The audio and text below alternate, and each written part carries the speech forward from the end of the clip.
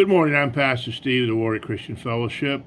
Glad you could be with us. I had a couple of meetings with the church this morning, so I'm getting the devotion out a little later today. But I hope you are joining us, and I hope we'll see you again tomorrow, too. This will be the last one on a series of prayer. We've been looking at the model prayer that Jesus taught us in Matthew 6. And verse 13 says, "Lead us not into temptation, but deliver us from evil." It's an interesting thought. The word temptation in the Greek, as used here, doesn't mean good or bad, but it's obvious that we're talking about not being tempted to do things we shouldn't do. We can also be tempted to do things we should do, but here Jesus is particularly referring to being tempted by the devil, which can happen.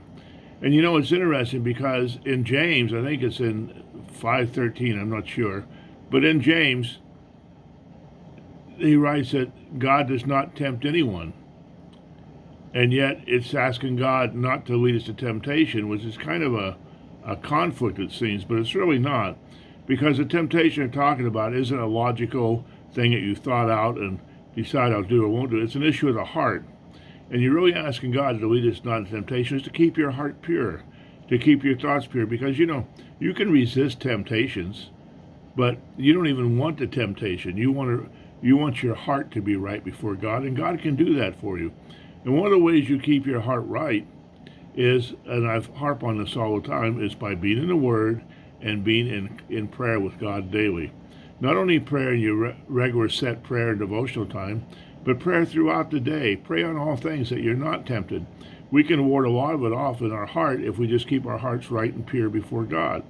God's concerned with the condition of your heart, and that's where the temptation begins.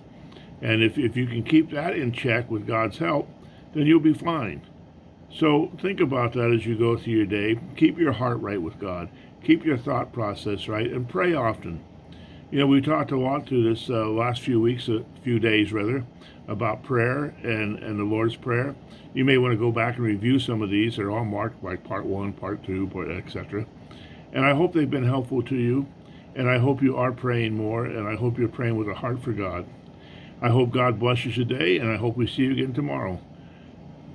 God bless you. Have a wonderful day. Bye-bye.